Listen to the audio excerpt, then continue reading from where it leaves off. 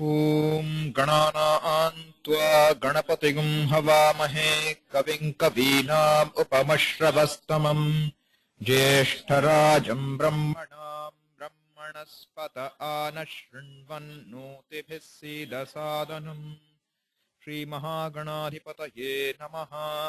सरस्वती नमस्तुभ्यं वरदे कामरूपिणी विद्यारम्भं करिष्यामि सिद्धिर्भवतु मे सदा. Okay, now I will also next class we'll start the Panini Sutra also, because we started Panini. We'll start from the next class. Okay. Or maybe I'll repeat. Say it once, you repeat after me. Yenakshara samamnayat, yenakshara samamnayam.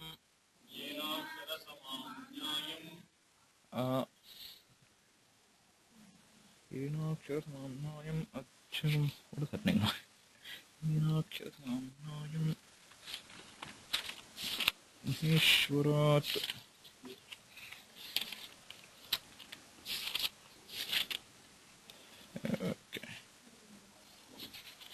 Okay. Yenakshara samamnayam adhigamya Maheshwarat kritsnam paninam kritsnam vyakaranam proktam tasmai paninaye namaha vakyakaram vararuchim bhashyakaram patanjalim paninim sutrakarancha pranatosmi munitrayam.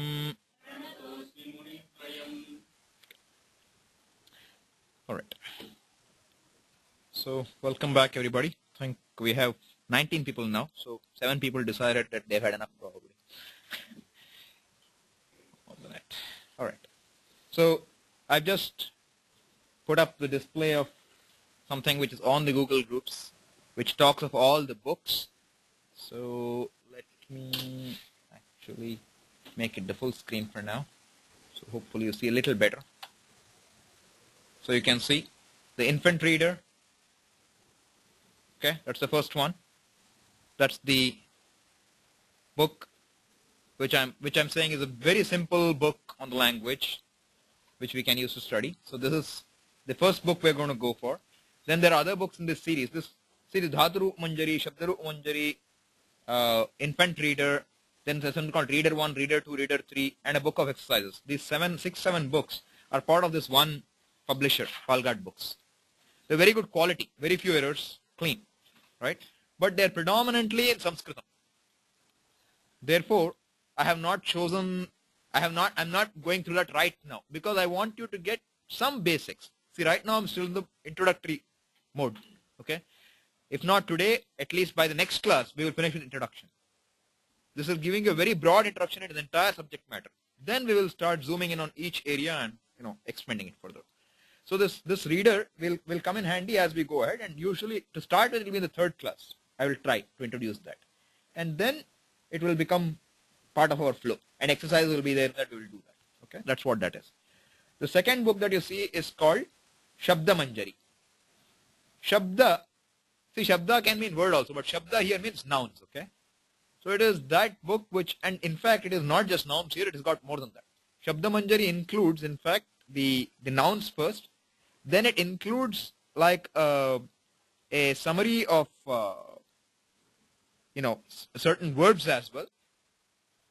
And then it has samasas, it has kridanta, taddhita. It gives you a very good summary of everything. So the Shabda Manjari is much more than just nouns. Okay? So Shabda Manjari I introduced last time in looking for nouns. What are the various nouns ending in what letter? What are their forms? Very useful both for memorizing and as a handy reference. Because 80% of your job will be done with Shabda Manjari. For any words you're looking for. Only when you want to go beyond that, you will need something, more comprehensive. There is something called Shabda Rupa Kusumakara or something like that, which gives you the forms of every dhatu you have. Then you find one more little book. Some of you may have seen it.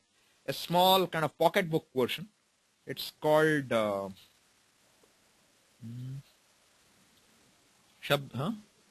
Rupachandrika. Thank you. Rupachandrika. Rupa Chandrika is supposed to have all the verbs referred to by Lagu Siddhanta Kaumudi. Okay, Lagu Siddhanta Kaumudi is one of the Kaumudi Granthas. See, Panini wrote, as I said, about 4,000 sutras. Those sutras are in an order to help brevity. I told you brevity is extremely important. So if I want to keep brief, I want to keep those words. Thank you. Okay. Somebody just reminded me how to start.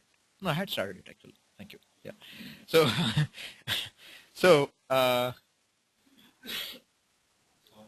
that's okay. No, somebody recommended me to start the recording here, and I thought I hadn't, but I had. So anyway, now I'll continue with what I was saying.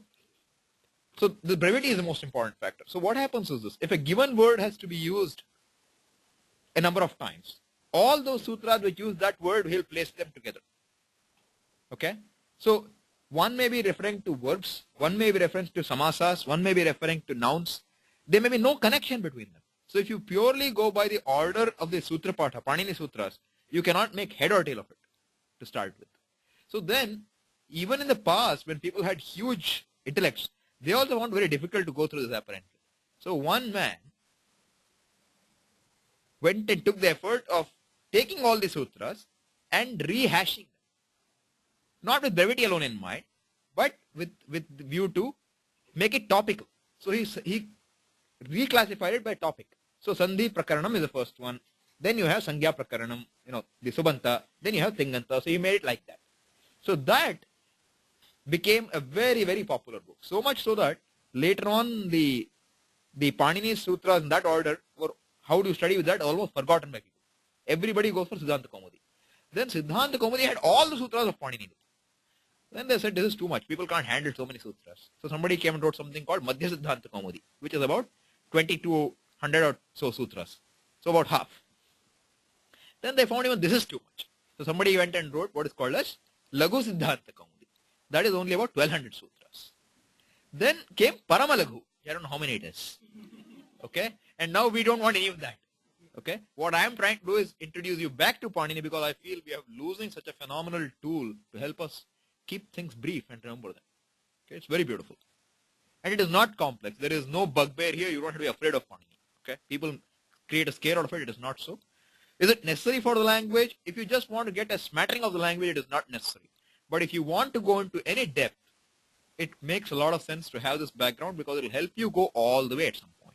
So I am building the foundation for this, using which you could very easily glide into full Panini study at some point in time. Okay. So why did I mention that? Because this Rupa Chandrika is the compendium of all dhatus and nouns referred to by Lagu Siddhanta, which means you won't get everything, whereas you have something called Brihad Dhatu Kusumakara and Brihad Shabda Kusumakara, which will cover all the dhatus and all the nouns. Okay? So people ask me, what book should we get? If you come and look at the number of books I have, I mean, you can't, I can't carry them all here. There are so many of them. So if you like to get good books, I can tell you good references. But what you buy is up to you. I have only mentioned these 6 as a starting point. That's why I call it initial list very carefully, because I don't want to overwhelm people up front. At the same time, I'm saying this is not an exhaustive set of books for the language. This is a good set to start with for this class. Whatever you choose to buy and refer to in addition to this is your privilege and pleasure.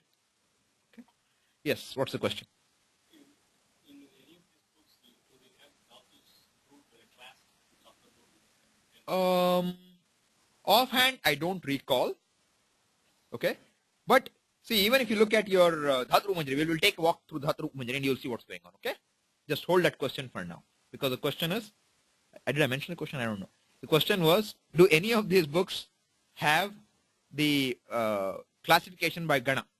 Right? Gana will be mentioned in each of these books. But whether they are in that order, I'm not sure. Okay? Offhand. Right. In fact, I think the Rupa Chandrika will have it in that order. Even here it is in Shabda Manjari. You will see it now. I'll show you how it works. Okay. So, Shabda Manjari, Shabda Manjari, therefore, first is nouns. Then it has also verbs.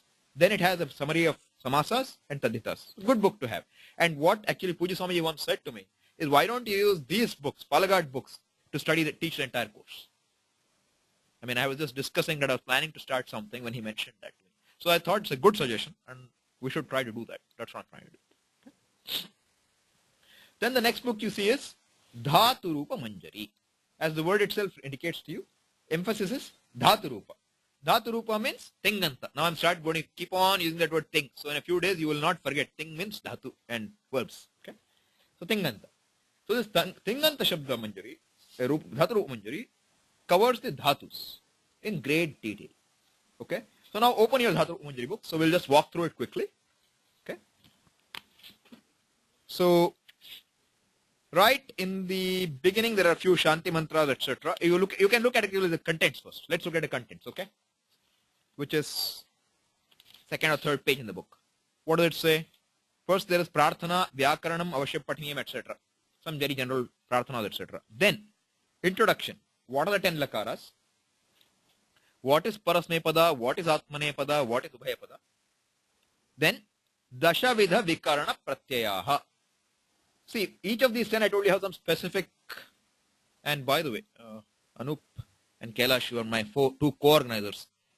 Please request it, remind me if I speak too fast that I should go a little slower, because I got this feedback from a couple of people last time that I tend to speak a little faster.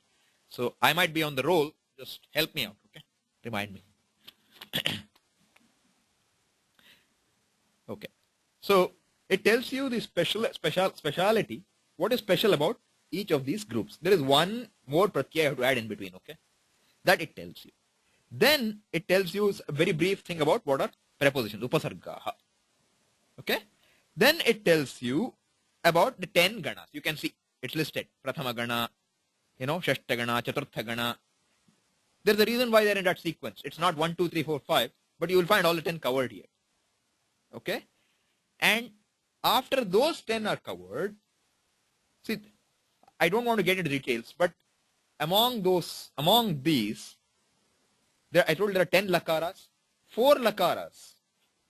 Okay? Lat, Lang, Lot, and Ling. These 4 have a lot in common, something in common, okay? They are called Sarvadhatuka. Alright? The remaining 6 are called Ardhadhatuka. Lakaras. Lakaras there are 10, or you can take 11, including late. Late is for Vedic. Okay? So these 11 tenses and moods, of them 4 have something in common. They are called Sarvadhatuka. We will look at what is Sarvadhatuka in detail later. Don't worry about it right now. But those 4 are therefore treated first. Therefore, you will find a separate chapter, which is saying Ardhadhatuka Prakaranam after the 10 ganas. I'm looking at the contents page only. The 6th topic in the contents is Ardhadhatuka Prakaranam. And that is telling you that after the 4 lakaras, this 4 groupings, the 10 groups we saw, these 10 groups actually are meaningless. For the remaining 7 lakaras, they have nothing special about them. It is only for these 4 that they are special. So once you go to the 6th chapter, all the dhatus in the list of dhatus, they all will follow the same pattern. Life is easier for us. Okay? Then comes, so he is covering all those 6 here. What are Ardhadhatuka Prakarana? And after that, the book ends. Okay? So all I'm saying is this is really a book of Sarvadhatuka lakaras, which are the most important ones for us to start with. Then the Ardhatukas. Sarvadhatuka, you have to remember something extra for each group. Ardhatuka, once you learned one, it applies to everything. So life becomes easier at that point. Okay? That is your Dhatu. Okay, so does that answer your question? Good. Okay. Then the next book you see here mentioned is Sanskrit Self-Teacher by Dr. S.D. Satwalekar. Now, this book is something that you probably will not have to look at immediately, at least not right now. I don't plan to, because infant reader is my first starting point. But those of you who know the language a little, you're welcome to browse through it and start looking at it, because it's a beautiful reader. And unlike Antoine, he refers to very nice Shastric readings. He refers to Mahabharata, Ramayana, Bhagavatam, all these things. And it'll be good reading for us. Good exercise also he has. So we'll look at it later. And the benefit of that is those of you who may not know the Devanagari or Sanskrit too well, even some familiarity if you don't have. It has things in English also. So it's easier for you to follow somewhat. Okay? And this is a series of 18 books. So I don't know if and when we will complete them. But if we manage to stay on course, I will try and do all of them. Satwalekar's promise is if you spend half an hour with his books, his 18 volumes, in 6 months, regularly, every day, not once in 3 weeks or 2 weeks, Every day, half an hour you spend with his books, he says you will get the language enough to read Ramayana. I don't know whether the promise will hold, because I think the half an hour to understand, and you'll have to spend probably another half an hour or 1 hour memorizing things also. Okay? But I think it's a good promise. It's a great promise. And the books are nice. So, I mean, right now we don't have all the 18 volumes. That's why you saw a photocopy of the first volume. The book should be coming here in May or June. And then you can pick up the entire 18 volume set. Okay? Then Dhatu Kosha by Mahadevan and Narayan Ramaswamy. Actually, those of you who know, Swami Siddhabodhananji, and who was the Sanskrit Acharya in Coimbatore, in the three-year courses. Now Swami Siddhabodhananji was Mahadevan in his Purvashrama. And he and Simpson and Candice Ramaswamy, Candice and Simpson Ramaswamy, whatever the names are, I'm not sure. Candice Simpson and Ramaswamy, I'm sorry, yeah. So they are there in California, and they apparently taught Panini first to even Siddhabodhananji in the PRC course. So these are the two people who have put together this glossary of roots. Okay, there are other books like this, but I found this is right here, and it's a good one with English meanings, clean. Okay, so it's just a list of dhatus and meanings that we saw. Then the last one we saw, Paramartha Chaitanya, which is Swami Paramarthananji now in Chennai. So it is his book. He has put this together with the meanings of dhatu with the upasargas. As I said, the only drawback of this book is that it does not have the dhatu details at the same time. So as I said, I would encourage you to start putting that in. And anybody who is happy typing away, use some software, type this in so we can publish it again. It will be very easy for us to do at some point in time. Because this is not, information in it is not really copyrightable. It's regular Sanskrit. Only thing it's convenient for us because it's already presented to us. We can look it up. Okay. And for those of you who look in this context of, materials to help us read, study, software wise, there is something called Baraha. Okay. That is the software I'm using here right now to type. I find it to be very nice because there is something called Hindi Writer, which doesn't work with Vista. Okay. Similarly, there is one more software. What is the transliteration one from? iTrans. iTrans also doesn't work with Vista. Okay. And today most computers are coming with Vista. I don't know about Apple users because I don't use Apple. But I'm saying Vista users have a problem otherwise. So I was having this problem. So the fact is, if you use this software called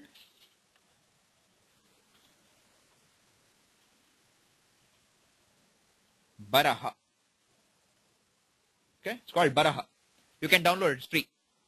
It's very nice, and you can type like in phonetic English, if I can use that word. Like Rama would be R, double A or uppercase A, M and A.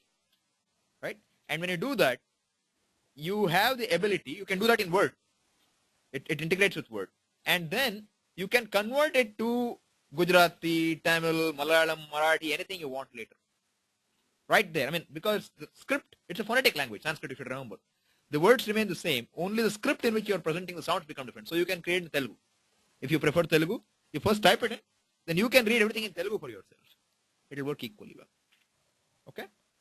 So there is one more called Hindi Writer. If those of you, this will only give you the Devanagari. Something is wrong with this. Okay, let me try again. For some reason it's not sure. Hindi Writer it's called, okay? This is also available. It works fine with XP and with, if you want to use it with Vista, I found that if you go and set the user protection off using control panel, then it will work. If you don't do that, it will kill Explorer as soon as you open Explorer. Okay? That's the problem with it. So this is just a quick aside for those of you who are electronically oriented to use a computer. So you don't need to use the difficult keyboard on Word to remember some funny keystrokes. You can type Rama as R-A-A-M-A and you will see Rama coming up. It's very convenient. It's free. Okay? And you can use this to type in your mails, in your emails, on Google Docs, and all of that. Okay? So convenient software to have handy. And doesn't cost you anything. That is the beauty of it. All right. Yes.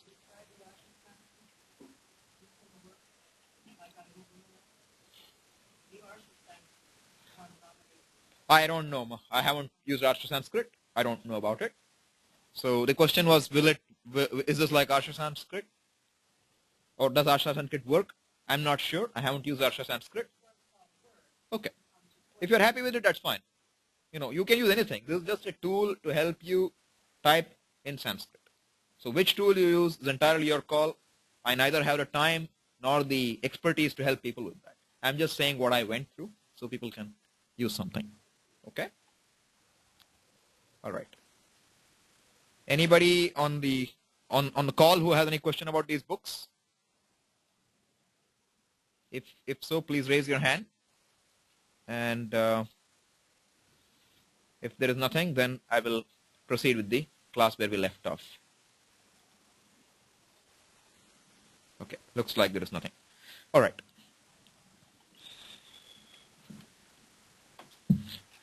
Okay. So now, there was a question raised. See, last time I said one thing to you, right? I said that you have the Subanta Pratyaya, and I said there is a Upasarga. One second.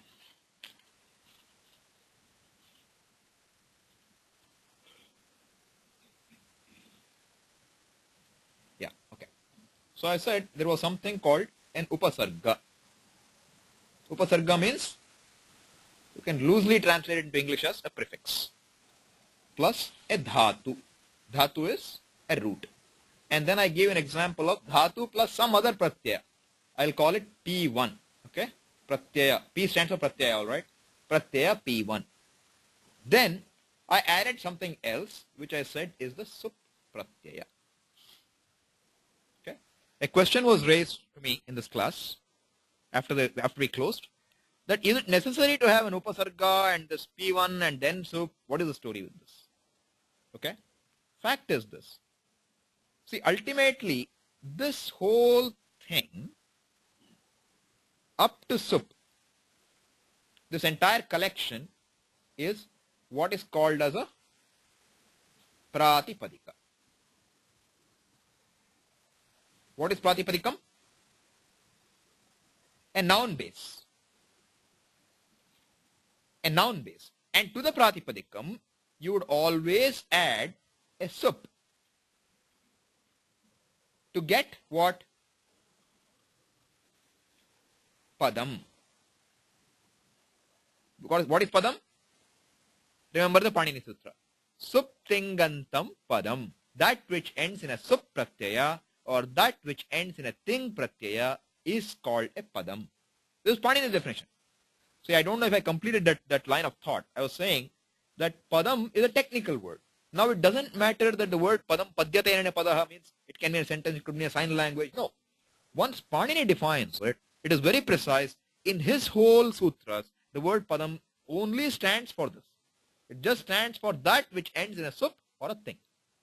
Okay? And as I said, for now, you please understand that when we take a pratipadikam like Rama, Lata, Guru, any of these, right? What do we do after that? We add something to get those 8 into 3, 24 forms, right? Whatever we are adding to these are all called sup pratyayas, sup affixes. Okay? Is there a question you have in your mind? You have a quizzical face. Yeah, that here is upasarga plus dhatu plus what is the third one? I just said some pratyaya, P1. P is pratyaya. Okay? There could be more than one pratyaya also. I just put P1. It could be P1 plus P2. Could be any number. Don't worry about it. What is important is that whatever is before sup pratyaya will give you noun base. That noun base, you add sup, you will get a subanta pada. Because sup is in the end. Sup has to be in the end. When that is in the end and you finish the operation of adding it, you will get a padam. That is called a subanta padam, which is a noun. So this sup is always visarga or No. See, Ramaha, okay, the question was, is sup always a visarga? No, it is not. Ramaha, Ramau, Ramaha. Okay, what is Ramam now? Is it ending in visarga? No. What was the base? Rama. It became Ramam. You got an added. Then Ramam, Ramau, Raman. Raman, what is happening? You're getting an. Is that Visarga? No.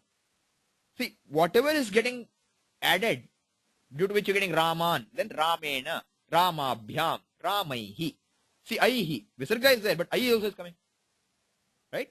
Then Ramaya, Ya, Aya, Ramabhyam, Bhyam. Then you see that? Ramabhyam, then Ramaya, Ramabhyam, Ramebhyah. Then Ramat, Ramabhyam, Ramebhyah. Ramasya, Ramayoho, Ramanam. Rame, Ramayoho, Rameshu. He Rama, He Ramo, He Ramaha. So in fact, the only place where you saw just a Visarga is Ramaha. Right? Everywhere else it's something more than that. Correct? So don't conclude. What those endings are, we will go through. Alright? But for now, what did I say to you last time? Memorize Rama Shabda. Don't ask any more questions. Memorize Rama Shabda first. Okay? Memorize Lata Shabda. Now, how many of you have managed to do that so far? Since we spoke last class, who didn't know it before last class, and now have learned it in the last 2 weeks. Let me hear. How many of them? Huh? 1 or 2 people. I don't know how many have done that on the call, on the online audience, but I will make it very clear. If you do not spend the effort to learn these basics, if you don't take this time, your coming to the class is giving you 10% value. Okay? It's giving you nothing but what will enter through 1 year and leave through the next year within 2 months. Guaranteed. I will give you my guarantee, money back guarantee on that. Okay? So if you are really interested, spend the time. Otherwise, it's a waste of your time and a waste of my time. I mean, I don't consider it waste of my time, honestly, because I expect at least there will be 2 people in this class who will do what I'm asking them and gain from it. If you benefit, I'm happy. Okay? So I cannot and do not intend to check or enforce anything of this kind. But I'm saying you please take the time to memorize it. Once in 2 weeks is a lot of time, and it would not take you more than probably, 1 hour over the week or 2 hours over the week to memorize this. And it's yours forever. Okay? So your question is answered, right? It's not just Visarga, it's any endings. Alright? And in the beginning, as I said, you memorize Rama, you memorize Guru, those first 4 pages of Shabdarup Manjari you memorize them. It will take you through 50-60% of the words in the language. Then we'll see how those words come. See, because in Panini's thing, Subanta Prakaranam is so many pages, okay? And all those things are about how to derive each word. How do you get Ramam? How do you get Ramena? How do you get Ramaya? If you are not going to memorize how to Ramam and Ramena, I'm counting on too much if I expect you to memorize how you will get Ramena. Okay? It's going far too deep. Alright? So I will not even tread there until I see some energy and enthusiasm coming from you guys. Because I'm going to at least ask people in the class now, okay, third case Rama, what is it? Because if you don't know that, then I cannot make this class meaningful. I'll be talking to walls here. Okay? I don't want that. And I don't want you to quickly start looking at your book, what is Rama? No. Memorize Rama. 1 Shabda by next class, at least Rama Shabda. And 1, you memorize Patha. 2 things if you haven't memorized, take the effort to memorize at least these 2 things. Lat Lakara, Pat Shabda. And Rama Shabda. For verb I'm saying. Patha is Patati Patata Patati. Okay? So I'm saying 9 forms plus 24. Total of how many? 33 forms. Okay? It's not much. Please do that. Do yourself a favor, not me. Okay. Yes. Yes, you can have multiple upasarga also. Absolutely. Within 1 word. Yes. Visarga is 2 dots. Correct.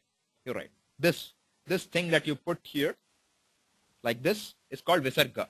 1 dot, you will put sometimes, like, say I can write my name like this. Shankara. This dot is called Anuswara. But I could have also written this like this. Okay? In some cases, Anuswara cannot be replaced. In some cases, it can be replaced. We will go over these rules later. Okay? Because I have not done the whole alphabet so far. Because I want to first give an overview of the language, get you be able to start looking at this infant reader, start memorizing things. So you have 2 weeks to memorize Rama Shabda. Then I can do alphabet slowly while you memorize those things, Some more things I'll ask you to memorize. So, yes, another question? Is there something called a verbal group, and how is it different from the dhatu Okay. Done. Okay, the question was this. Is there a difference between, is there something called a verbal root and is there different from a noun root? Correct? Okay. See, these words are all very loose, okay? So I will go with your words for the sake of understanding of everybody. All right? So the answer really is this. Basically, what did we say is a noun? Let's understand what's a noun. Noun is what? What is a noun? Sub anta. Correct? Okay. What does it mean now? You take something. What is that something called? Pratipadikam.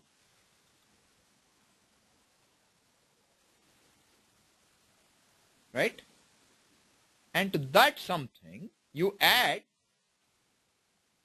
a sup pratyaya. Okay? Now, similarly, for verbs, you take something, okay? I'm not calling it anything right now, and add to that a thing pratyaya. Okay? What you will get is a tinganta pada, which is called a verb. Does that make sense so far? Tinganta pada. Now, your question is this fellow sitting here, whatever it is that same as this? Is it related in some ways? That's your question, correct? Okay. No, they are not the same. All right? But as you will see later, they both have a lot of intermarriages. Okay? In the sense that I will use a dhatu. See, dhatu is the language's foundation. Okay? A dhatu I can take and straight away add a thing pratyaya. Okay? This is the minimum I can do with thing. Take one dhatu, add a thing pratyaya. Clean. No problem with this. So this is valid. Then I can also have an upasarga, right, plus a dhatu, and then add the thing pratyaya. In fact, the way it works is this. You first take dhatu only and add thing, and then later you add the upasarga. That's how it works, grammatically. Okay? So it's actually the same. Technically it's the same internally. Not different. Yes, sir, you have a question?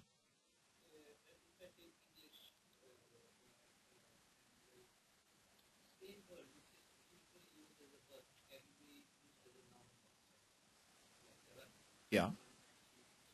Uh-huh. Yeah. Fair enough. Don't jump the gun. The question was this, that in English language, the word run can be both a verb and a noun. Can there be something like that in Sanskrit? And my answer to that question is that just hang in there. Your question will be answered. It's not yet time for it. I'm coming there. Because if I try to jump, then I won't be able to organize things appropriately. Okay? The question will be answered. Yes, similar possibilities are definitely there in Sanskrit, and there is more to it. Okay? I will go over that. Okay. So this is the second case. Okay? Dhatu plus upasarga. Now what is the dhatu itself? Let's understand this a little further. Dhatu, I showed you now this dhatu kosha. You know, the one which is written by Mahadevan. That will cover close to, numbers, counts vary, but somewhere people talk about 2200, 2300 dhatus. Okay? I would like to call them from now on as the primary. This is okay, a word I'm coining, okay? Primary dhatu. Which means what? Why do I have to use an adjective? Because there is something other than a primary dhatu. That much should be clear to you. Because if I add an extra word, then there is a reason for that. So I'm saying, and a better way to actually say it would be dhatus in the upadesha. Okay? Try to keep this. Upadesha. This is how Panini will refer to it. What is upadesha?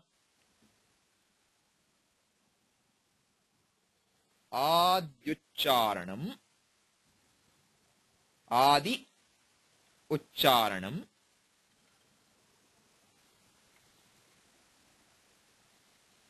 Upadesha. Means what? Adi means what?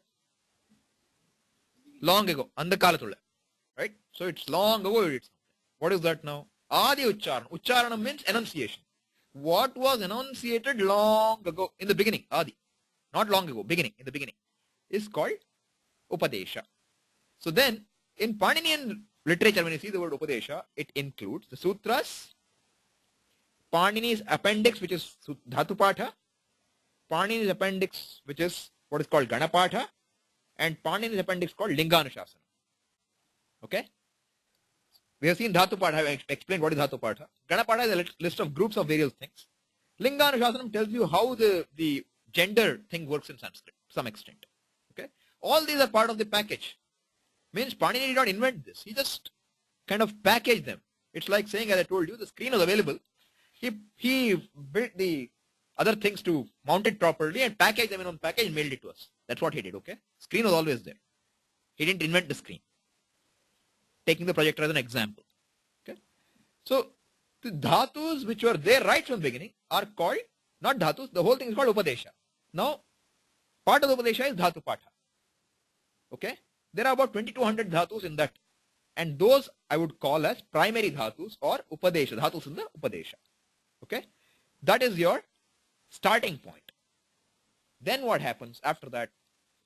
You start with a dhatu. To that dhatu, I'll take your question in a minute. To that dhatu, you can add something. Okay? I don't want to get into the details of that. And generate another dhatu. Okay? These are called, I would call them derived dhatus. Okay? Typical Sanskrit word for that. Again, if you don't remember this, I'm not going to feel offended because I'm introducing a lot of terminology. But to the extent possible, keep them in your head, one word at a time. You'll keep dropping them.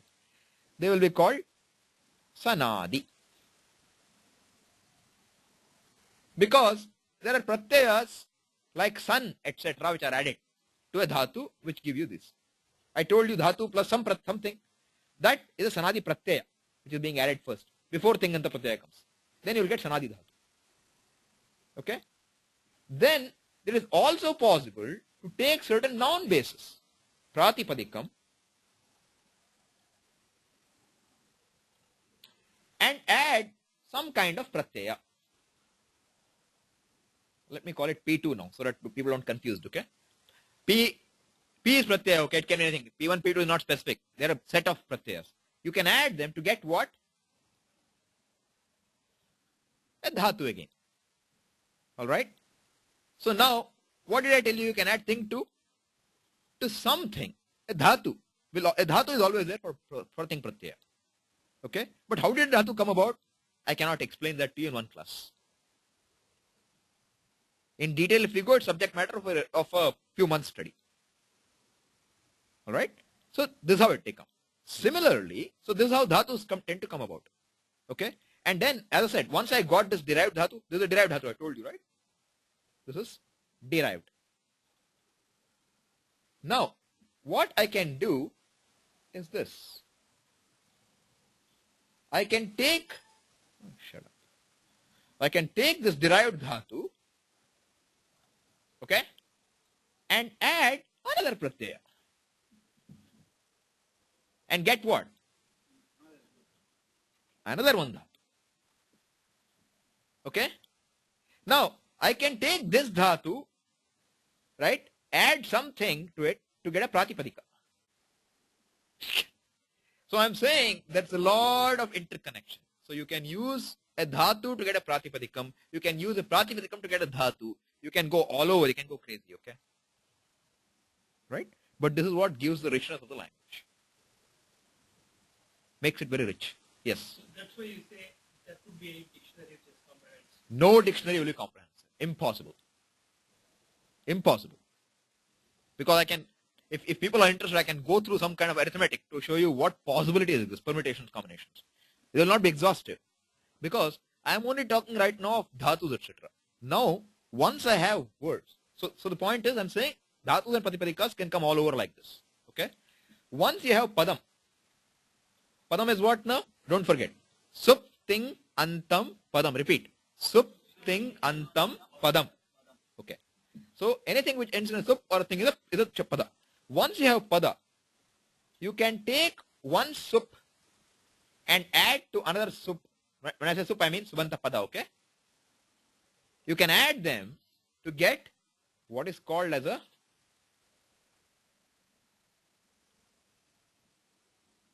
samasa. Samasa means what? In English we call it a compound. Okay? So I can add any two words, any two subanta words, not any. They're called samartha. Any two words which can be combined, I can combine them to form a compound. Now you tell me where is the limitation of the language? You can create infinite words first. Now you can make any number of combinations of those words. You start with two. Now these two you get one new word. You take that, add another word.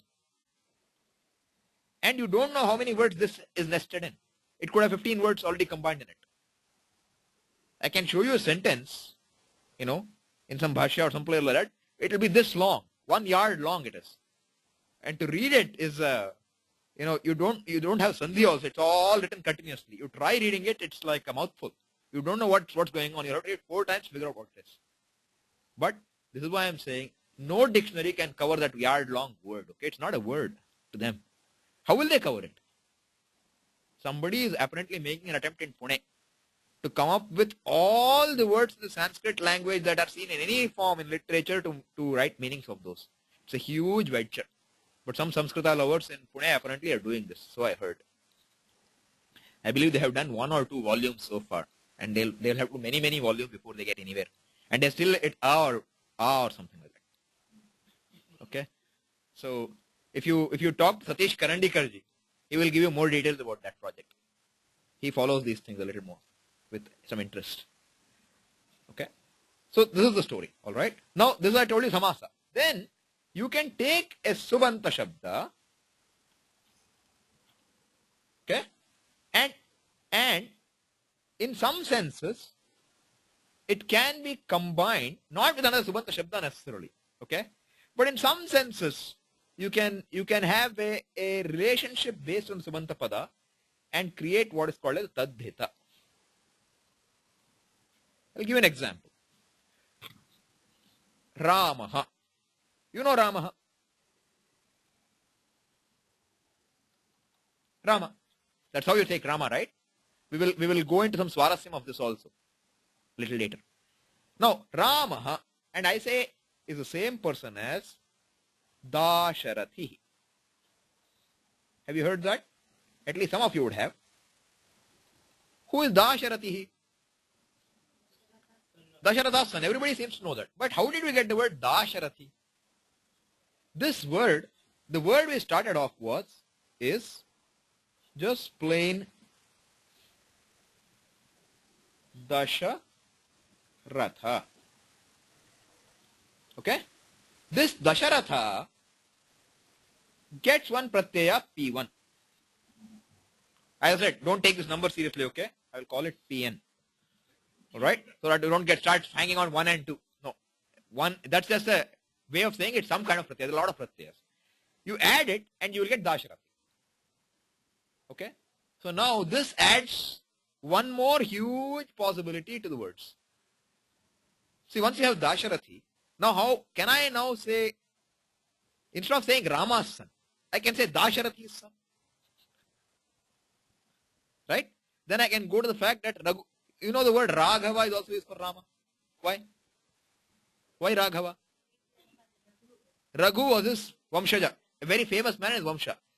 So anyone form in that Vamsha can get the name Raghava. It's not just Rama. Lakshmana is also Raghava. Bharata is also Raghava. Dasharatha is also Raghava. But Prasiddha is what? Rama. So we take it for granted. But the fact is Raghava can mean anything. Now which dictionary can tell you what Raghava means? So if you study the Taddhita Prakarana of Panini, it is said you will get a lot of Indian history. Because you will get Maurya, Gupta, or their kulas, how their family names were. And only famous ones will be covered. May not be, I don't know the exact names. I just use those as examples. But in general, you'll see Panchala. What is Panchala? Panchala was a desha, correct. Who is Panchala now? Drupada is called Panchala. King of Panchala Raja is called Panchala. The people of Panchala Desha, of Drupada's country, are called Panchalas. The people of Magadha are called Magadhas. And the Janapada is always in plural. You will see some small note in Antoine somewhere saying, if it's referring to a community, it's plural. I don't remember where it is. But those of you who are very studious about Antoine can go and look for it in volume 1 somewhere, you'll find it. But I'm saying, these rules are all there in Pani. Okay? Coming back to where we went from, to answer your questions, I'm saying, I don't want you to fix your understanding in any way about a verb base or a noun base at this point. Okay? I just want you to understand it as blobs, okay? As clouds in the sky. Shapeless, formless. Right? What is called a noun base is pratipadikam. What is called, there is no name for a verb base. Okay? Panini does not define a term for a verb base. Because all the tingantas will always follow a dhatu. There is no other way. Okay? Upasarga is an addition. It is not another combination. Upasarga is just another optional addition. Okay? So, tinganta you can keep fixed in your mind. It is always added to a dhatu. There is no question about it. Okay? But a subanta is formed by adding to a pratipadikam. And how is that pratipadikam formed? There are infinite ways. How is a dhatu formed? There are more than one ways. There is a primary dhatu, upadesha dhatu. There is derived dhatus. Derived using another dhatu by adding what is called as sanati pratyayas, or derived by a pratipadika taking some pratyaya, a noun taking a pratyaya and forming a dhatu. Okay? Have I confused you or have I left you feeling better?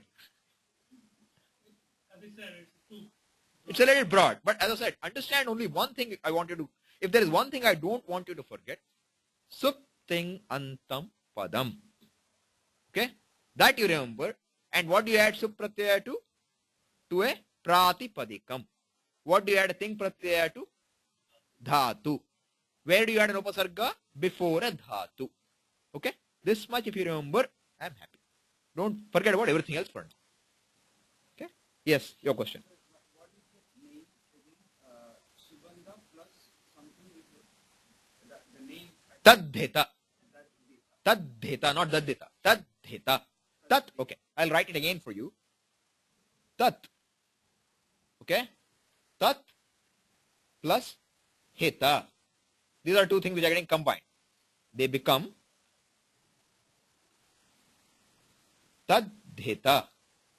Dadha. It is dadha. Taddhita. So this thing you see here is that. Okay? It's dhakara. Alright? Now, if you want to know what it means grammatically, it's a compound. Taddhita is a compound. Not a compound, actually it is taddhita itself. It is tasya hitam, taddhitam. This is the way it is derived. Tasya hitam, taddhitam. Tasya hita means what? It is good for him. Actually, no. Hang on a minute. I think this is samasa. It's not. I'm sorry. I'll take my words back. I'll need double check this, but it's a samasa. It's not a taddhita word by itself. Usually that's the way it happens, but it's not here. I don't think it is. So this is tasya hitam is right, but this is a compound. Means a shashti tatpurusha compound. I write tatpurusha as TP, okay? So shashti tatpurusha compound. We haven't seen compounds. Those of you who don't understand what it means, don't worry about it. This is only for those who know better. Alright? It will be covered later. So it's a compound. Means what? It is in his favor. Tasya, for him it is favorable. Hitam means good, favorable. For whom is this favorable? Taddhita. Huh? Yeah, who is forming the word? Well, we say it is the Vayyakarnasya hitam. Because, see, actually, I have heard that even in Irish, or the English words you hear, McDonald, you know, McCormick, etc. McDonald means son of Donald. Okay? It is like our Dasharathi only. Similar concept. Instead of our da becoming da, they have MC being added in the beginning. I believe there are more Irish names like that. I don't know what they are offhand. Okay? So the concept you can see can be there in anybody's mind because you want to say, for example, you take this word. Okay? I'll just show you an English example. Okay? Now, what is India? Let me change my pen. Let me open something new.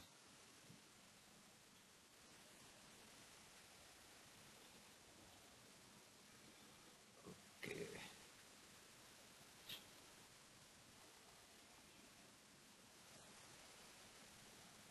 Wait, what happened here?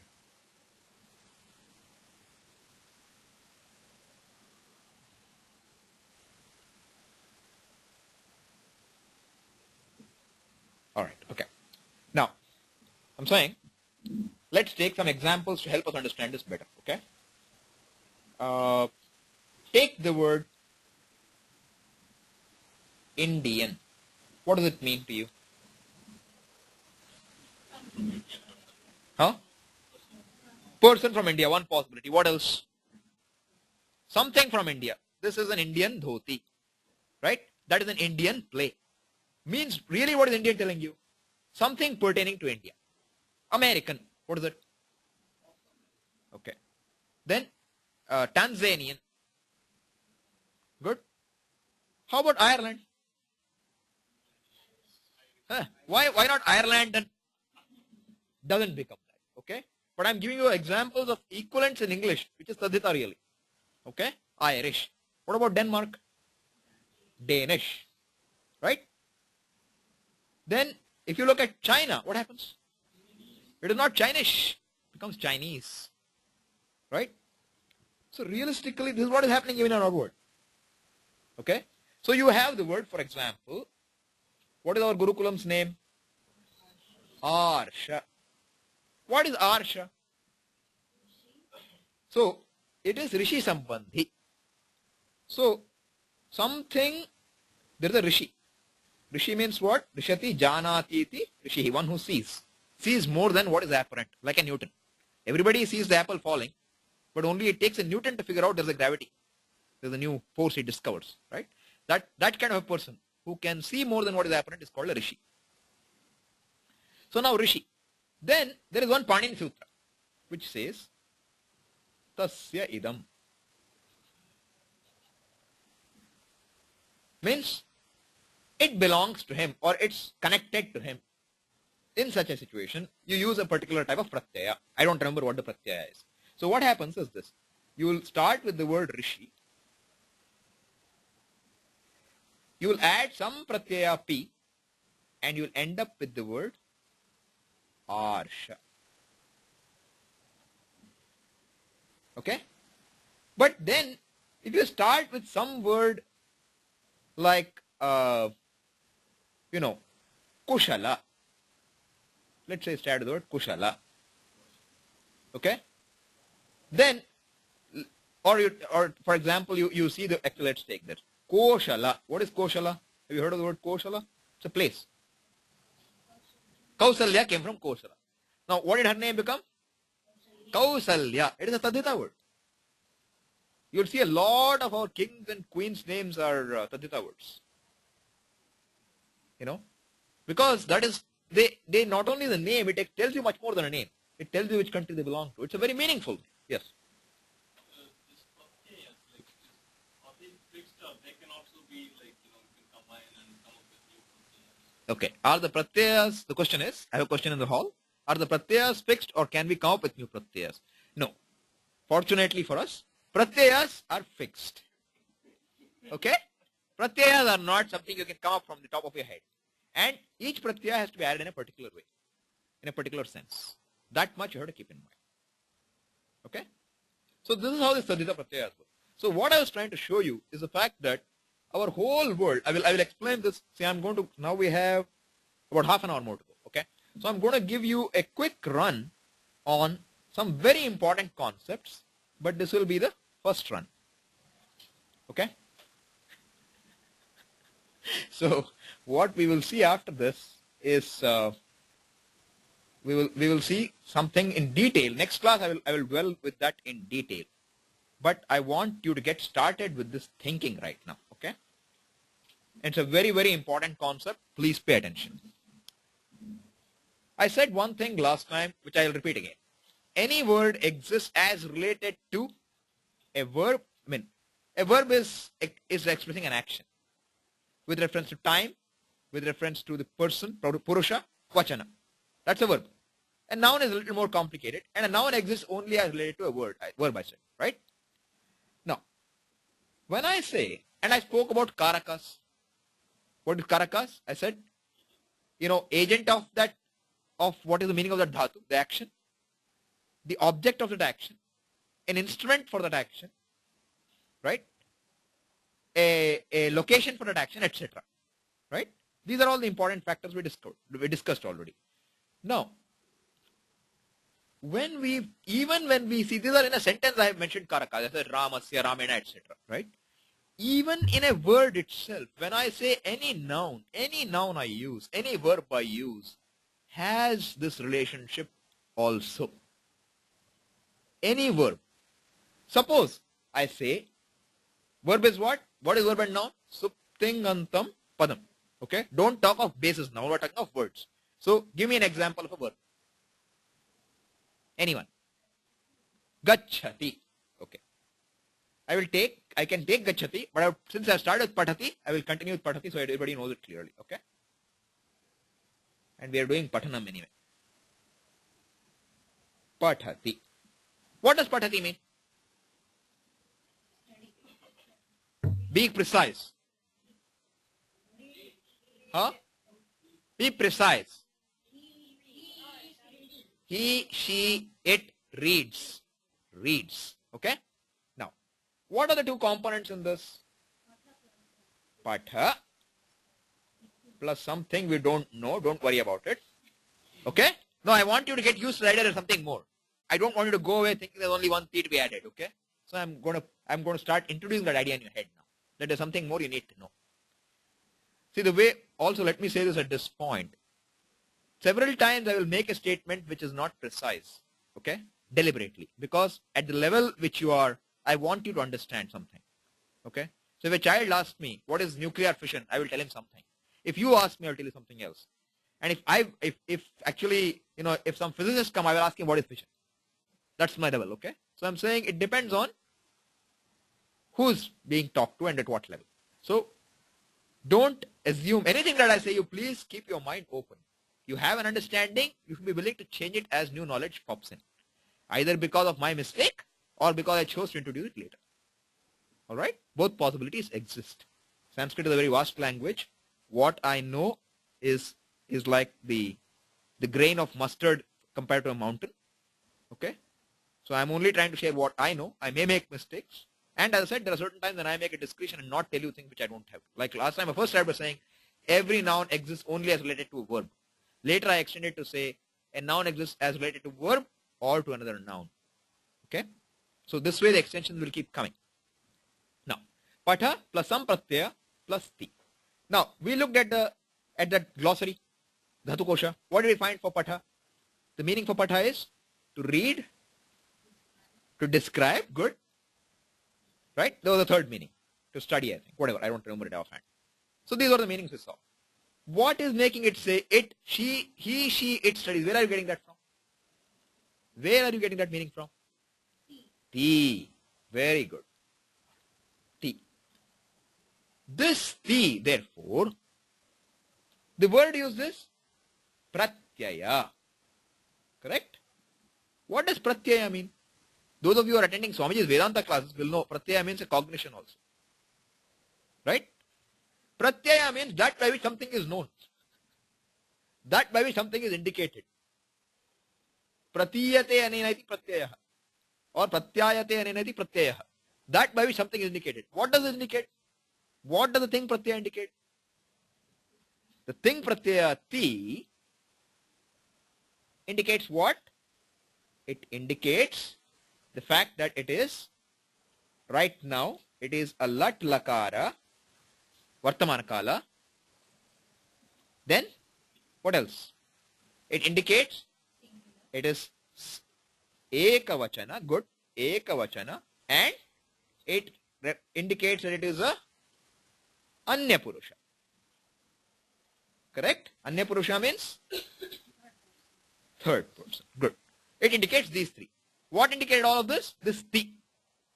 So, this ti indicates all this. Correct? This much is clear? Very good. Now, there is one more thing I want you to grasp. With reference to whom can this indicate it? Pathati. Now, pathati means what? Reads, right? Inbuilt in that you said Anya Purusha. Correct? Anya Purusha means what? Let's say I and you are talking and we are talking about some person called Rama. Rama is my third person now. Because you are not Rama, I am not Rama. I am addressing all of you. There is no Rama in this class right now. Assume. I know there is Rama here. But we will say Rama is a general word. So now, if I wrote Pathati, who is it indicating? Rama. Correct? The noun connected with this Pathati is Rama. Correct? Now, Rama we saw has a lot of 8 by 20, 8 by 3 forms. What form of Rama should I use with this? That is correct. Ramaha is the answer I am getting in this hall. And Ramaha is right. But why? Why? Ekavachana. But Ramam is also Ekavachana. Ramena is also Ekavachana. Subject. Now you understand is subject, right? Okay. So now we write what? Ramaha Pathati. Suppose there were two Ramas, what would I do? Ramau. What would I say? Pathataha. Suppose there were many Ramas. You have memorized your Rama Shabda. Ramaha Pathanti. Okay. Now, what is changing with reference to this verb itself in all the three cases? What is changing? The pratyaya is changing. Ti became taha, ti became anti. Correct? But is it changing singularly in the sentence or something else is changing with it? Vachana is correct for the verb. Is the noun changing too? No. The noun is also changing. The noun is tracking the verb. You see that? The noun is tracking the verb. Be very, very clear about this. Suppose, I was talking, now Ramaha Pathati. Where does he read? Ramaha Pathati I go back to, okay? Now, Ramaha Pathati. Basic sentence. Rama reads. Next question I'm asking, where? At home. What is home? Griha. Now, locative is seventh case. Many of you may not know this at this point, so take it from me. And that form becomes Grihe. Okay? Suppose you are going to study in Vanavasa in the forest, it would become Vane. Okay. Now, two Ramas study. What will happen? Ramau Pathataha. What happens to this? Grihe Vane? Will it change? Need not. It need not change. Why should it not change? Okay, it's location. So what? Why should the noun also not change? Why should that noun also not change? No. That noun is not tracking the word. Very good answer. That noun is not tracking the word.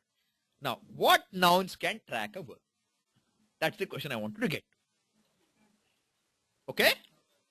There are only two types of nouns which will track a verb. Phrased differently, a verb can be used only to denote two types of nouns. I'm using the word denotes. I'm going to use this word very often. Get this word ingrained in your heads. It denotes. Okay? You hear the word? Denotes. Okay. What does it mean? I told you in your head you can keep it as it tracks it. Okay? So 1A was one thing. Suppose now he was reading in the 1A all right. For whose sake? For his mother's sake. Let's say Rama didn't want to study because for making his mother happy, he said, "Chalo, I'll ready study for some time." Like today's kids here will do sometimes, right? Dad says, "Do your homework." Okay, I'll sit in the room for some time. I'll do something, right? So for whose sake, what case it is go to? Sampradana. Fourth case, right? So mata, mataro, mataraha, mataram. I'm doing matra shabda. Mataram, mataro, matrun, matra, no, matruh, matra, matrubhyam, matrubhihi, matre. Matre is fourth case singular. So I could have said matre. Right? Now, will this change? It won't. Because the verb is tracking, the verb can track only two things. What are two things the verb can track? Two things it can track. One is the agent of the action, and two is the object of the action. Okay? Clear? A verb can track a noun only if that noun is the agent of which verb? There could be three verbs in a sentence sometimes. It tracks the agent of the action it indicates. I'm making it more precise.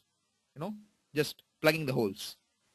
Or it can track the noun which is the object of that verb. Okay? Clear? Any questions? Please raise your hands. Yeah. In a given sentence, you can only track either the agent or the object. Absolutely. In a given, because you think about it, right? Can it be tracking both? Because let us take an example. Rama study is a very simple case. What is the object for Rama study? Pustakam. Right? Pustakam patati. So then, let's say he was studying many books. Pustakani. Now, should it be patati or patanti? No. Why? You are saying Rama patati. Even in many books you are saying patati only? Sure? Yes. Good.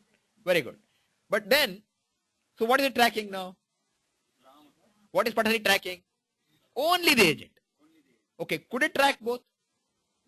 Why not? Tell me a good reason why not. No, not true. Can you do it? Is it possible physically? You have Ramaha and Pustakani. Noun goes over is correct. They can be singular and plural at the same time. So now here Pustaka is plural. Right? Agent is singular. Now verb will track. How can it track both? Verb can only be either plural or it can be singular, right? I'm just showing you a case where it's practically impossible. Even if they were both singular, I'm saying it doesn't work that way. So it can track only, a verb will track either the noun, which is the agent, or it will track the noun, which is the object. This is the basic understanding. Now don't hold on to it completely yet, because I have to refine it a little further. So let's take an example of Rama laughs. Rama, okay, first let me complete the first one. Rama reads a book. Ramaha pustakam pathati. Two Ramas read a book. Ramau pustakam pathatah. Two Ramas read a book. Ramaha pustakam pathanti. Many Ramas read a book. Correct? So in this case, all these two sentences, the verb is tracking the noun, which is the agent of the action specified by the verb. Correct? Therefore, the verb and noun change together. Good? Now, let us say I change the sentence to the book being tracked by the verb. Okay? The book is read by one Rama. Okay? Sentence is clear? Book is read by one Rama. Now, Pustakam Ramena Pathyate. Okay? It becomes Pustakam Ramena Pathyate. Okay. Two books are read by one Rama. Two books are read by one Rama. It becomes Pustake. Phalam phale phalani. It's a neuter. Pustaka is neuter. Okay? So if you look up your dhatu, you look up your Shabda Rupa Manjari and look up the Napumsaka Shabda, okay, you will find there is a Pustake. We will do it in the evening class, 7 to 8, as an exercise. Pustake, what is it? So that we are clear. I don't want to everybody get divert right now. Pustake is the it is the dual of the nominative. Nominative dual. Not accusative dual. Not the second vibhakti. Prathama vibhakti. Okay? I will normally write it like this. Pustake. Suppose I wrote Pustake. The way I indicate it is this. First will indicate the, in the 1 to, see 1 to 7 is first, second, third, fourth, fifth, sixth, seventh case. I will call vocative as 8th, though it's not correct technically. Okay? I'm going to use that convention. And the next second number will represent the vachana, the number. So if I say 1, 2, it means dual. First case, dual. And if I put one n here, it means neuter. Okay? This is my convention. Alright? So you just have to get used to this convention. You have to use some convention. I'm used to this right now. So you get used to it. So pustake is neuter. So pustake, once you said pustake, what happens to the verb now? See, first it was, let me write these out. Let me write these out so people can follow easily. I said, Ramena, sorry, Pustakam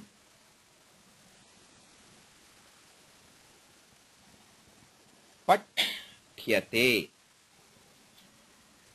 I'm sorry, I'm writing a little slant, but I'll try to improve on it now. Okay. Second one is Ramena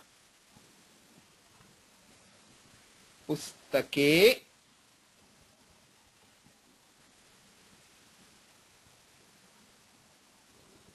Pathyate. Okay? And the third possibility is there are many books. Pustakani, like phalam phale phalani. So then pustakani pathyate pathyete pathyante. What is the verb in all these three sentences? Pathyate, pathyete and pathyante are the three verbs. Okay? Now, these happen to be third person. I'll use this. When I use Roman, you should understand it's a verb, okay? Tinganta. Third person, what is this case now? What is the number? 1. What is the second one? Third, 2. What is this one? 3. Okay? What happens to this? 1, 1, 1, 2, all neuter, and 1, 3. Correct? So in these three sentences, what is the verb tracking? The object of what? Of the verb. Of the verb. It is tracking the object of the verb patha. Clear? Okay. I will repeat it 25 times if necessary. If anybody is unclear, you can ask, okay? But this is the foundation for Tinganta. If you don't get this, ask. There is nothing like, dumb question or poor question. If you're not clear, ask. Okay. Anybody on the call? There is? Okay, just 1 second.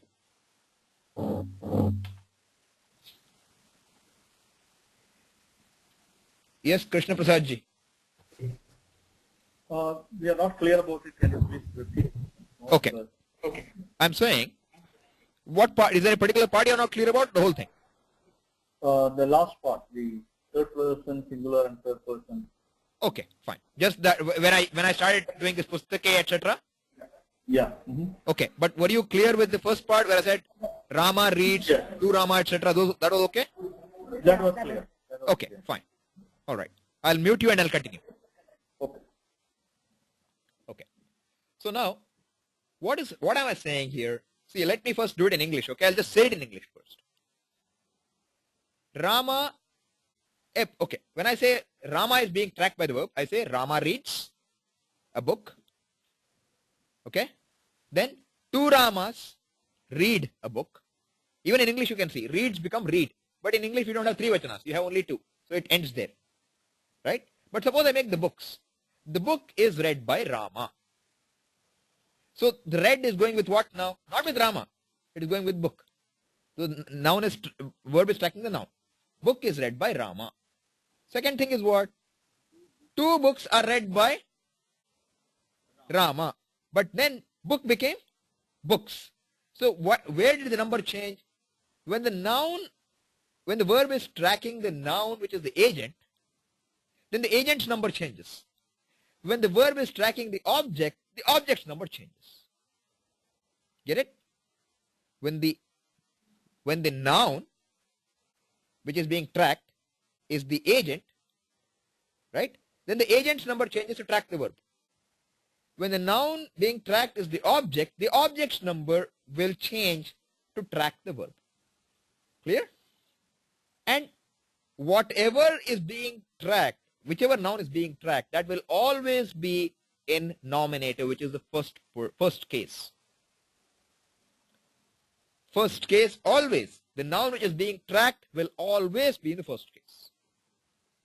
Okay? Now, so what is this? The doubt raised was, this was not clear. So this example here is, Ramena, I'm taking the case where a noun is being, a noun which is an object is being tracked. So the word pustakam is the object here of reading, object of the action of reading. This verb is being tracked now. When there is one book, you have a singular in pathyete. Therefore, I'm saying it's third person singular. Because Rama is not you, Rama is not me. It is third person, therefore, third person singular. Clear? Okay. Second thing I'm saying is when I change the number of books, since the verb is tracking the object, what should happen? The object's number should change along with the verb. So, the object became 1, 2. And I said 1 will always, this 1 is nominative, singular. Right? Nominative. That will always be the case for the noun which is being tracked. So that is 1 and this becomes third 2 because it has to track that. Then when I change the verb to say many, bahuvachana, then the object also has to be changed. So the verb and the noun that it is tracking have to agree in number. Have to agree in number. Okay? But, and whichever noun is being tracked by the verb must be in the first case, must be in nominative. That is what I mean by the word denoted. So here I will say, in this context, I will say that the verb patha denotes the object, which is the book, which means what? One book will cause the tracking noun to take what case? Third person singular. Okay? If there are two books, it will have to become dual. Okay, don't worry about third person because if it was talking to you directly, it would not be third person, it would be second person. But Important thing I'm saying is this numbers are being matched here. And if there are more than 2 books, I don't want to say 3, greater than 2 books, then you would get third person plural. Clear? Okay, Krishna Prasad ji. Okay, I see one more hand raised. If your doubt is clear, you may lower your hand, Krishna Prasad ji. Good. Shiv Kumar has a question. I'll take that now. Yes, Shiv Kumar. You may speak. I have unmuted you. Typing. Well, if you are unable to speak, check what you have muted. Somewhere you have muted yourself, or if not, you can type the question and then Anup can relate to me. Yeah.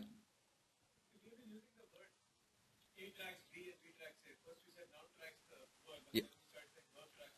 Yes.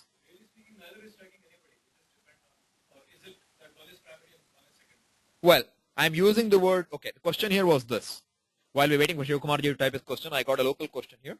That I'm saying, in one sentence I said the verb is tracking the noun. Then I said the noun is tracking the verb. Okay? So the question is there really tracking or not? What's going on here? Fact is this. You can see that when I'm saying both, it means what? It's anyonya, which means that they track each other. It's not that the verb tracks the noun, it's not the noun tracks the verb, they track each other. Okay? But when you look at it from the verb standpoint, the noun is tracking it. When you look at it from the noun standpoint, the verb is tracking it. But when I'm talking, I started this whole discussion by saying I'm talking about Tinganta Prayoga. So verb is my focus. Okay? With that focus, I'm saying that the verb has to track the noun. Okay? But realistically what's happening? It is the noun, which is, and noun and the verb are tracking each other. And this noun and verb tracking is only possible when the noun is either related to the verb as an agent or as an object. In either case, whatever the noun which is being tracked will be in nominative. Yes, sir. Yeah. Yeah. Okay. Okay. Shiv Kumar ji, your question is how do I get the ending for the word patyate, I guess. It is atmane pada and it is special for this object being tracked. We will cover that later. Don't worry about the ending right now. It's something we will cover. Please understand it is different from patati. That you see clearly, it's good enough. We will cover that later in detail. Right now, just pay attention to one factor, which we just talked about. That, a verb will track a noun which is either the agent or the object of the action indicated by the verb. The noun which is being tracked will always be in nominative case. Now, I had 2 more questions here. Let's hear. Yeah.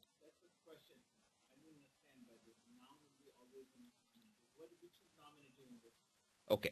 For this, you should know at least the Rama Shabda, at least one Shabda, right? Ramaha, Ramo, Ramaha. That first line is called Prathama Vibhakti or nominative in English. Okay? That Ramaha is what? One Rama is the agent. Singular. So that whole line, Ramaha, Ramo, Ramaha, those 3 are called nominative. So when I say Rama reads a book. Okay? What is being tracked now? Who is reads going with? With Rama. It is tracking the agent. Rama reads a book. Okay? Then 2 Ramas read a book. In English it doesn't sound different because read. But in Sanskrit, pathataha. 3 Ramas or more than 2 Ramas read a book. Ramaha pathanti. So that pathati, patada, pathanti is tracking what now? Rama. It is tracking Rama, therefore Rama has to be nominative. Ramaha, Ramo, Ramaha. Now take the second case, where the book is being read by one Rama. Ramena pustakam pathyate. What is being tracked now? The object. Book. Right? So since pustakam is how many now? One book. So the number with the verb has to be 1. Pathyate. It becomes te, ate, ante. Like ti, taha, anti. Here you have te, ate, ante. So you get te first. Pathyate. Second case, I increase the number of books to 2. since the object is being tracked, the verb has to become dual. It becomes patyete. Third case, more than 2 books. Therefore, patyante, and therefore the books have to become pustakani. Now this pustakam, pustake, pustakani. See, in neuter, as it happens, it is pustakam, pustake, pustakani for the first case, and pustakam, pustake, pustakani for the second case. This is the way the rupas are. The two vibhaktis, prathama and dvitiya vibhaktis, look the same. Yes, second case also looks the same. Pustakam, pustake, pustakani. First case also looks like pustakam, pustake, pustakani. So when you see a word pustakam, by the context, you have to be able to decide whether it's first case or second case. This is a problem with neuter. All neuter nouns, the first and second case, look very nice. It can be a problem or it can be a blessing. Blessing when you want to memorize, problem when you want to interpret. Okay? So, and again, a perennial source of confusion. People always, a lot of people muddle through because you use pustakam. One of the two will be there. Chal jayega. You know, but that is where our language fundamentals are being shaken. So you should know, as soon as you see a verb, you should know what's the purusha, what is the vachana, what is the lakara, what is the dhatu. If you see a noun, you should know what is pratipadikam, you should know what is the linga, you should know what is the vachana, you should know what is the vibhakti. Prathama, dvitiya, tritiya, chaturthi, panchami, saptami. First, second, third, fourth, fifth, sixth, seventh, or vocative case. What is the gender? What is the number? If you know this much, then you know something about the noun grammatically. Otherwise, you're muddling through. Okay? Now, with neuter, as I said, the first nominative case, which is the first case, and the accusative, which is the second case, look identical for any noun in the whole language. So, phalam phale phalani, right? Then, madhu madhuni madhuni, madhu madhuni madhuni, different kind, but still will follow. Datra datrini datrini, datra datrini datrini. Again, you have problem. So, wherever you have neuter, you have to spend a moment to think what case here is it. Otherwise, you will fall into a ditch one day. And you know what? See, usually when you know the meaning already, you can guess and you're okay. The problem is you really want the grammar to understand what you can't understand without English translation. And that is where this will lead you to a ditch. Because you will try to make some guess, you will make the wrong guess, it will go wrong. So the first thing is spot the verb. Okay? Spot the verb. I will tell you ways by which you can identify normally. Like here, patyate, that ya sitting here tells me it's actually a case where the object is being indicated. Okay? As soon as you see that, you should say pustakam has to be second case. I mean first case. There is no other way. Right? This is the way it is to be done. So this, if you understand clearly, these two have the words being assigned to them as, okay, where am I now? Okay.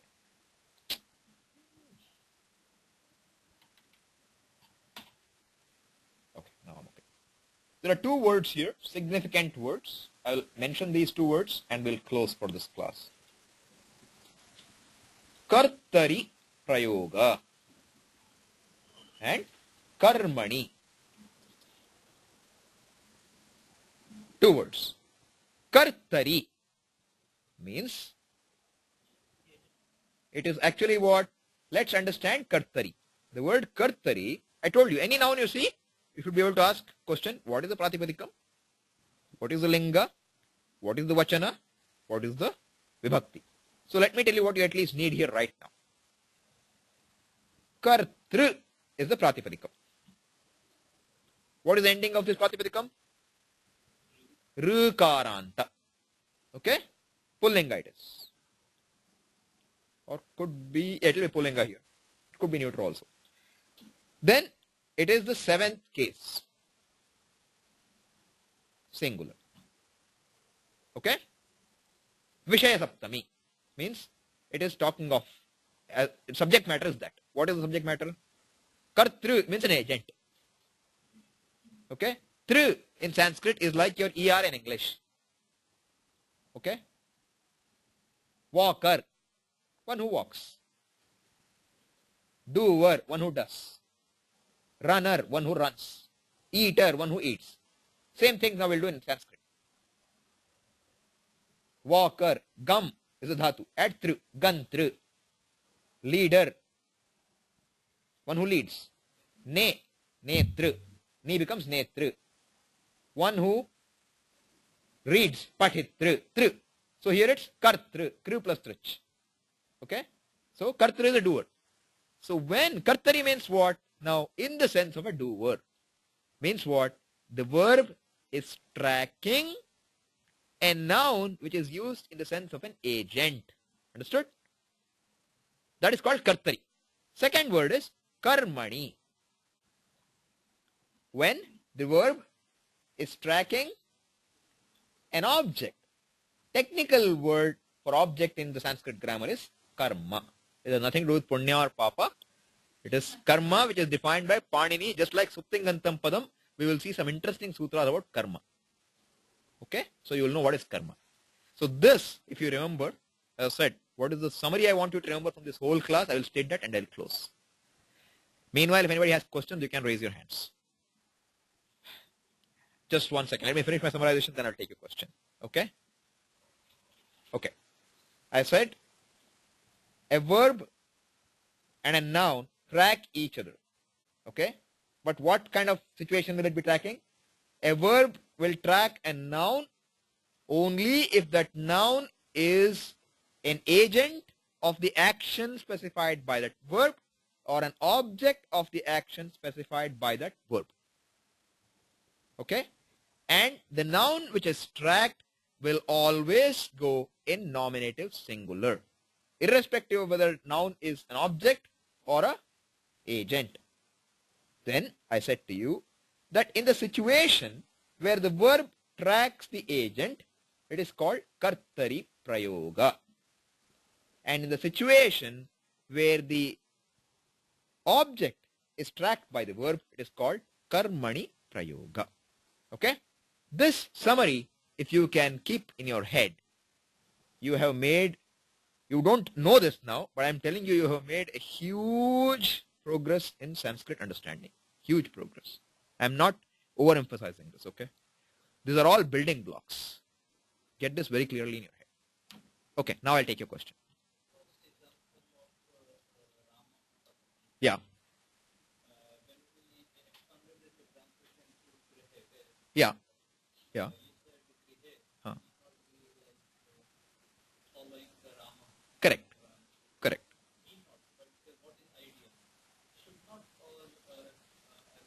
I understood the question. Let me repeat it for everybody and I'll answer it. Okay?